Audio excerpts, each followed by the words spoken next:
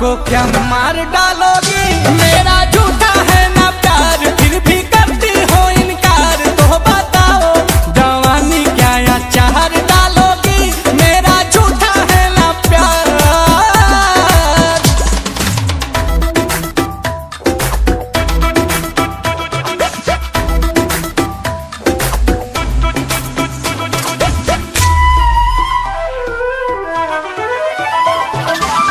मांगता हूँ चुम्मा जब जब नाना नाना करती हो।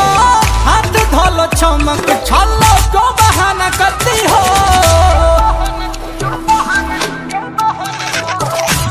मांगता हूँ चुम्मा जब जब नाना नाना करती हो। हाथ धोलो चमक छलो क्यों बहाना करती हो? अभी लगते हैं बेकार, उम्र ढलते ही सरकार। दुल्हा खाती अखबार में इश्तेहार डाल